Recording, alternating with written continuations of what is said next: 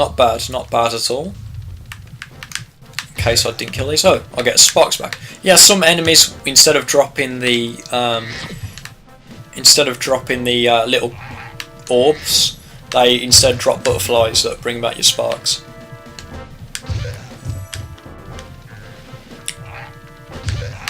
Sorry, troopers. Are you scared yet? Oh damn it, they got away, and I can't get in there without flame. Because weirdly enough, even though it's made of fabric, we can't charge it. So now I've got to wait to come back out to get those particular enemies. Try and get these ones as quick as possible. Oh no! Oh, you escaped me. I'll remember your face. Right, Clifftown will be the level that we'll probably enter next, where I'm going to try and clear as much of this world out as possible. Another life for our troubles across this lake.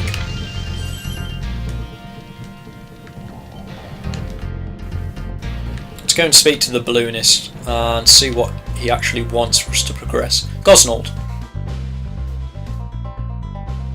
Okay, he wants us to collect 1200 treasure, and we currently have 994, so we're getting there. And I reckon after Clifftown, potentially after Clifftown at least, we'll have that amount of gems.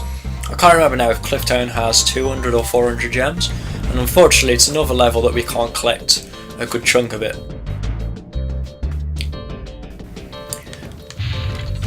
That one box nearly always eludes you because you forget it's there. Okay, the main enemy of this particular level are these kind of mariachi style sombrero wearing enemies that are flame proof, that can only be charged. I think they can only be charged anyway. I mean, they do use their knives occasionally.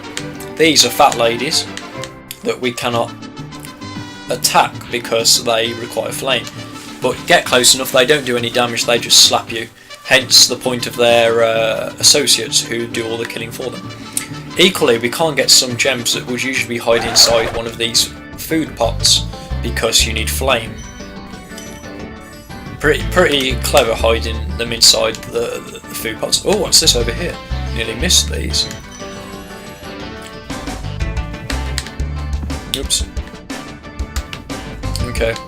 So, nothing else to collect right now on this end. As you can see, there's a lot of gems on rooftops, and that's a running theme in this level. Here's gems hiding up on rooftops. Can we get anything from around here? Yes, we can. We can climb up onto this lower rooftop, but unfortunately we're in no range to reach higher tops even with our special backwards jump that we've been using. One of the best death sounds. The dragon can wait. This is personal. This is another difficult thief without flame, since you need to catch him. Well, it's the same with most thieves, to be honest. You need to catch them on tight corners. Did I miss some gem? I always miss those 2 ones. I'm glad that I always happen to catch the thief facing back. Oh no! No! No! She got me. I should have got the dragon. Damn you, Shemp lady. We got you that time. Alright, cool. It wouldn't let me regain control of Spyro in time, unfortunately.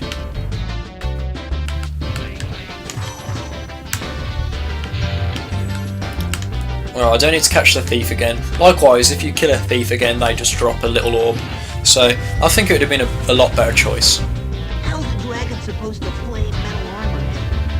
Remember, Spyro, flame won't harm them, but charging with your horns, that should do. Thanks for the update, however, on something that we've been told repeatedly. But yeah, as I was saying, it would have been a better design choice, I think, if the thieves didn't respawn. It would have made them feel a little bit more unique. Some hidden gems that kind of elude you sometimes, hidden in these kind of gaps.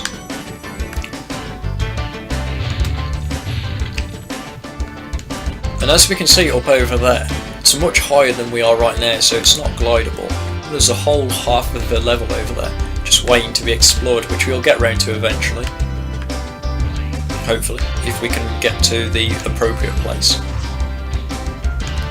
Can we do anything here? No.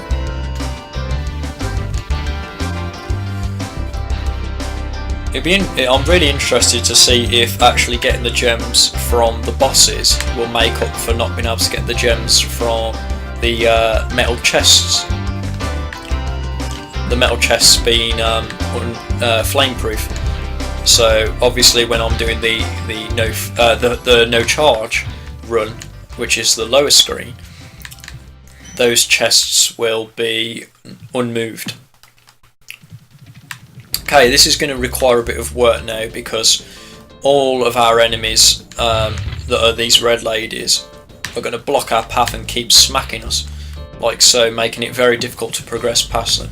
But if we persist, believe and you will achieve, as they say. And I believe we will achieve, hopefully, this time. It just doesn't help when you're collecting gems along the way, because you have to kind of venture a bit nearer to them than you'd like.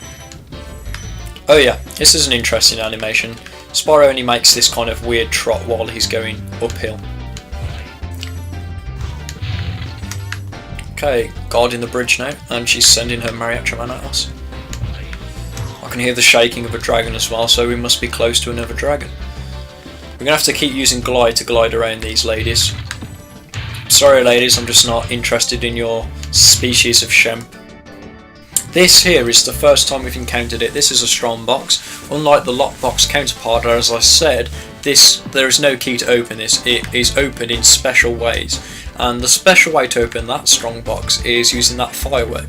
But unfortunately, we do not have flame to activate the firework, which means the contents of that strong box are sadly lost upon this challenge. It always pains me to leave stuff behind, even though this is a challenge that I've designed to do and been meaning to do for a long time. Hey, what's on the other side of that bridge? Why don't you glide there and find out? I never thought that voice sounded right for that dragon, and I've got pins and needles. So I'm just going to quickly pause a second. I'll cut this out of the video while I shake my leg a bit. And I'm back. That took a bit longer than I hoped. But hey ho. You can't explore with pins and needles, so it had to be done. So now we're on an entirely different part of the level. This was a glide that, as a kid, always seemed to trouble me. I've just made it first try and it's never really troubled me kind of since I restarted playing Spyro about 5 or 6 years ago.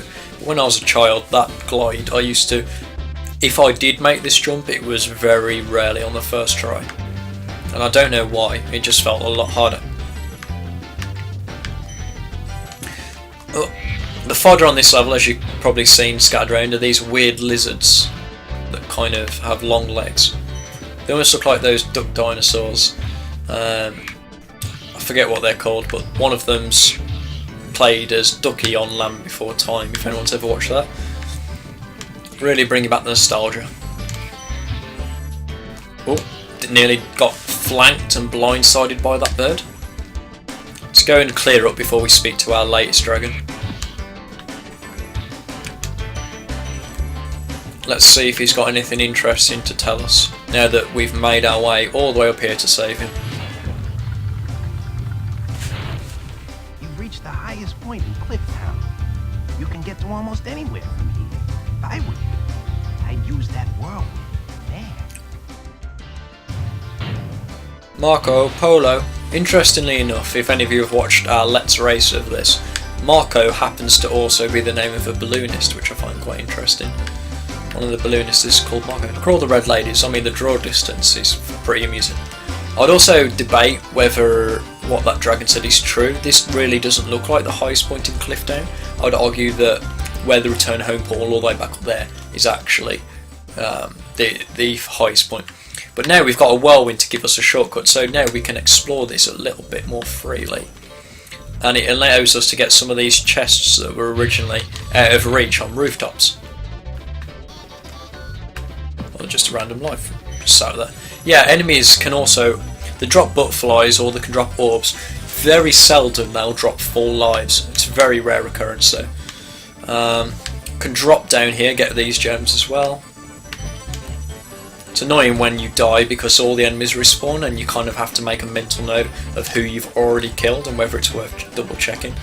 There should be one more rooftop we can make it to, and the only part that the dragon did say is you can get to almost anywhere from here. You can get to these rooftops anyway, that holds a large chunk of the treasure for this level.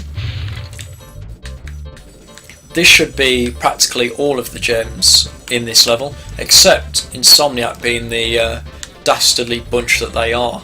They hid quite a handful of gems around here. Very, very, like, unless you know that this stuff's around here, it begs the question how on earth you're supposed to guess this is where these gems are.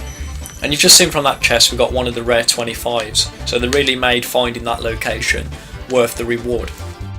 And if you're a pro at this game, that's usually perhaps the first or second 25 you'll encounter in the game. That's it for this level. There's no point venturing to the return home port, so we might as well exit level the standard way. I believe that that is the most gems that we can get from that level without flame. Gotta be quick.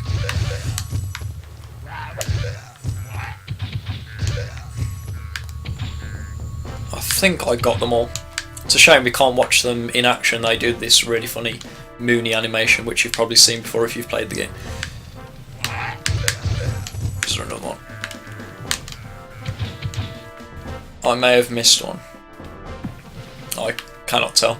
I'll have to come back out of my next level and remember to check that I got all three of those dudes. Hi, Spyro.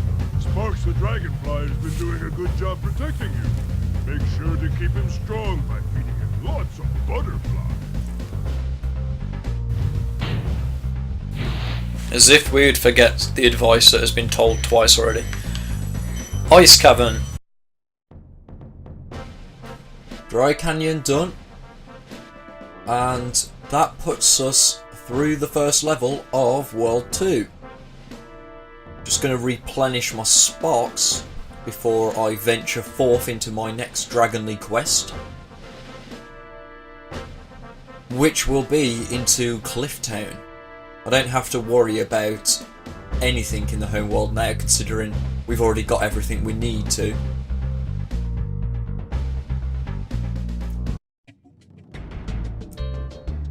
Immediately I'm going to swizzle around, grab this chest. Now, this Mariacha style warrior is the newest opponent we'll face, and it's a bit reminiscent of the enemy off of Dark Hollow, except I'm not sure if when he slices you can flame him. It doesn't appear so. It appears that behind that metal cloak of his he has a metal vest, so I don't think we're going to be able to defeat any of the Mariacha warriors in this level. But it won't stop us from finding the secrets, the 4 gems that Insomniac sought to keep from us by hiding them round the corners. Really bad camera angle here.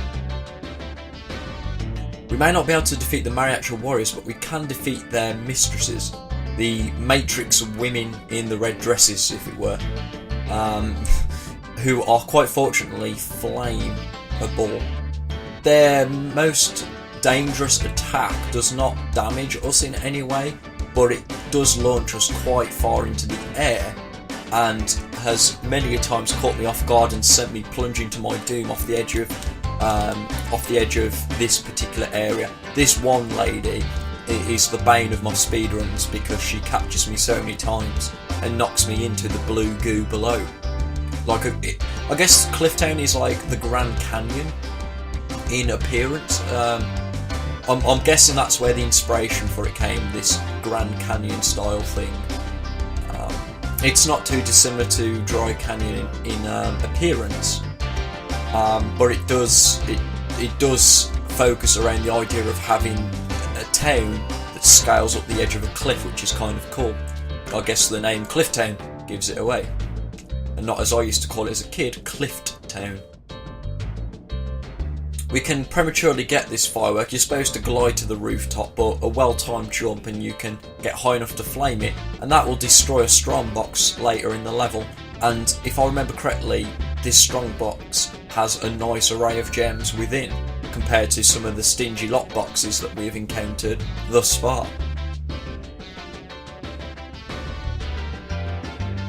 gliding everywhere, having its joys as usual. Nothing eventful really, just a couple of hidden chests that if you didn't know were there you may just fall down later on and find by accident. This particular area only has a dragon box, the blinking box with the dragon life in it. Gonna have to leave the mariachis and go straight over to here. Flame the cauldrons, that's something I forgot to point out. As well as the women in the red dresses, they are doing a bit of cooking, some purple flavoured stuff that we can flame the cauldrons, and for some reason that releases a gem. Just make sure I get that gem with it. It's very easy to miss the cauldrons, especially if you think you flame them, but in fact the red ladies have shielded your flame in some circumstances. And we're already at the return of home portal, but we are far from finished on this level. We have barely touched the surface, since over to the right hand side you can see the gems glistening in the distance barely is the other half of the level. And this dragon, Enzo, he would be the dragon that gave us the clue of gliding over there. Why don't you glide over there and have a look, he would say. I really do feel like in another life that was much higher, so that was just about barely achievable, but I'm not sure whether it was shrunk down in the American version. That's the version I'm playing. I'm not playing PAL, which is what I have played when I was younger, PAL being the European distributor. But it does enable us to come to a dunes of sorts that is occupied by several vultures, the same enemies that we encountered off of Dry Canyon, but without their big yellow gnorc companions or their cannon wielding minions. To replenish sparks. Getting fodder in this particular challenge is a lot more easy, at least. And this is very similar to Stone Hill in the way that you can traverse this boundary, if you like. Go over to the right where those spiked looking maces on pillars. If you go to those areas, you'll be greeted with the same zoom and bounce back that you would in Stone Hill. So it's very reminiscent of that. Rescuing Marco, not the balloonist, but the dragon, or he could be incarnate. If Marco was like a messiah character come back to save the world as a dragon, that could have been something. It could have been a prequel of sorts. Cheekily flaming that metal chest because it contains a 25 gem, a rare 25 gem that we won't be able to open, unfortunately. There are 2 rooftops left that we can scale. Just use this whirlwind that was opened up by Marco, very thankfully, to save us having to scale the cliff town again. There's one literally right here, simple drop down. And there's one you just saw to the right over there. Well, it's the right, yeah, there we go, there's the right one. Not that one, that one's to the left, clearly. Just about clipping the edge of that. Very sunny day in Clifftown. I think actually, I say sunny day, it looks like it's on the borderline of sunset with that orangey pink sky. Okay, thief. We're going to use our typical tactic that we've become accustomed to catching the thieves and just catch him through gliding. Oh, that was lucky. I actually thought I'd mess that up. That sudden jerk was enough to just put me in rage. If I hadn't have done that little jerk, I think that the thief would have just about evaded that flame. And this is the last set of chests we can get, these 2, and then the one down there to the right. Oh gosh, that's annoying. It's annoying when that happens. You put one foot wrong and you fall. Go back up here, up towards the whirlwind. I'm just going to have to very tediously glide back over to get that one missing gem.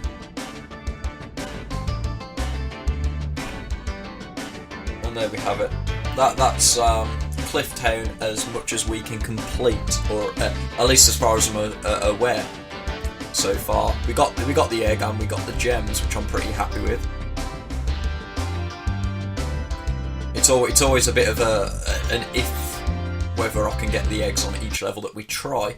And considering we got through Cliff Town quite quickly, I'm going to go straight on to the next area, excuse me, which is Ice Cavern. Ice Cavern, it's one of those weird levels for me where on the one hand I really like it, but on the other hand it's quite a long level, but it does come with a reward of, I think it's 5 dragons, so it's a level that is essentially worth doing whenever you do a speedrun of sorts, just because of the number of dragons that are encountered within.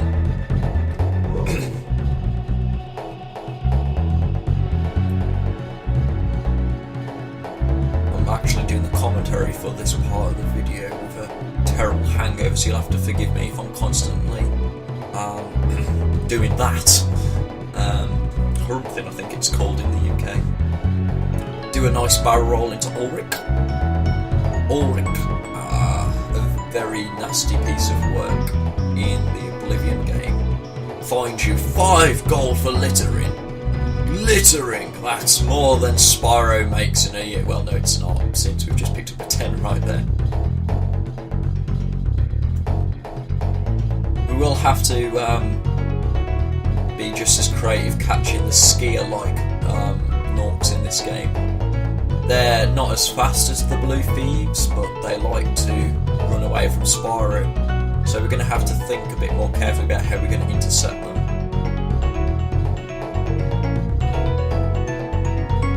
Ice Cavern also has this really annoying thing of gems being stored on top of lampposts, which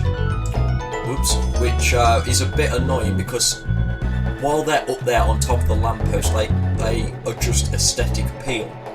Even though they are gems, unless I charge the lamppost, you cannot actually collect them. Believe me, I have managed to glide perfectly in line with the gems on top of those lampposts from around here, and you just don't collect the gem. You just bounce off it like it's solid.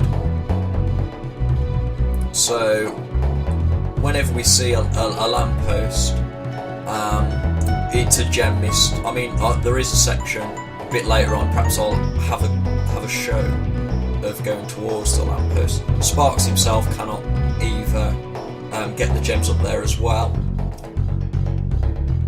so we are missing out on quite a number of gems, unfortunately. Flaming the lamppost has absolutely no effect as well, and to be fair, why should it? With a blinking box. I realise that my OBS is recording the top right a tad off screen. Wish I'd have rectified that beforehand.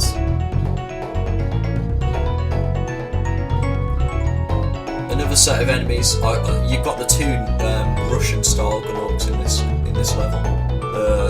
We've just defeated the purple one. This giant metal one is unfortunately not defeatable by us.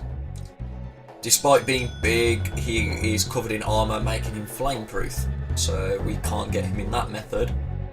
We could charge him off the edge if we were able to, but no charging. Just have a last quick whip around. I feel like that's everything. Oh yeah, we do need to go back up here to open the lockbox. We did get the hidden key just out there on the pillar from gliding down to the left of here. So there's a lockbox for us. Thank you.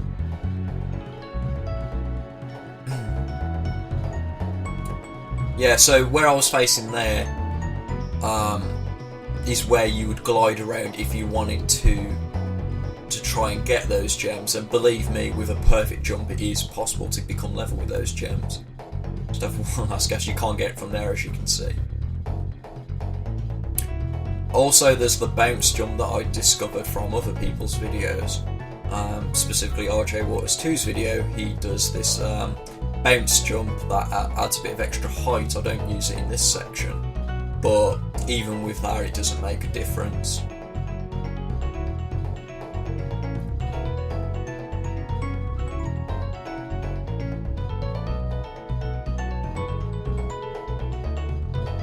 Get these gems to the right over here? Yes, I can. I couldn't remember whether they were metal or not.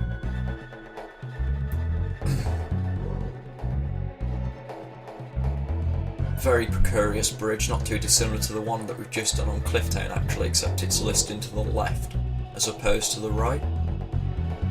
And this is where Ice Cavern makes an interesting turn of splitting into two sections. This section is a split off from the way to the left, although they both end up in the same place anyway. Wow, I'm well out of range of that. Stop laughing, you bastard. That was ridiculous. He's not even connecting with me right there.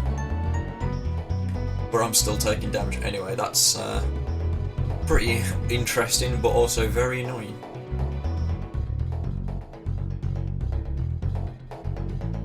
At least the bats are a bit easier to get compared to charging. Oh, that was another example of being well out of range.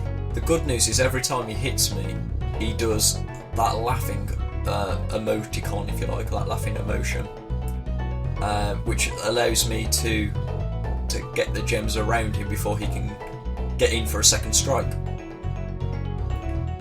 This is me attempting to try and use the backwards jump to achieve getting the gems, but it's to no avail. We cannot make that, and as I've said before, even if we could, the gems are just not gettable. I mean, I may go back and try it again, but I'm pretty certain they're not gettable, because when I touched them before, from you see up there to the left, you can make the lamps heights very easily. I just clipped right through the gems out, wasn't it? So I'm pretty sure there must be some kind of script that says that they're only collectible once you have charged them. Are you wasting precious time still? Right, I'll give up on that for now. Get these 7 and climb up to the latter part of the level. Oh, this is getting frustrating. Luckily that bat's there to replenish sparks. Get out of his range. I'm surprised he didn't throw that snowball at me. The rescue Ragnar, the Red. 30 dragons. We're doing really good for dragons. We're nearly halfway through the total number, to be honest. This was a complete failure. I remember doing this. It's stupid. So, waste of time. I don't even know why I bothered attempting it like that. The bounce jump is the only way you can actually reach those gems. Or with a well-timed charge jump, but we're not allowed to charge, so that's not an option either.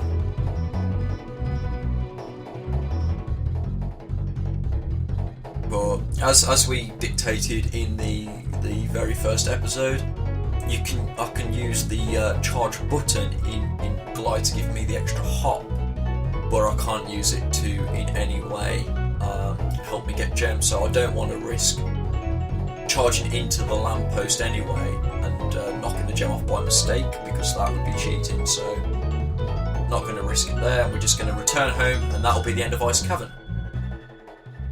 Yay. Fun.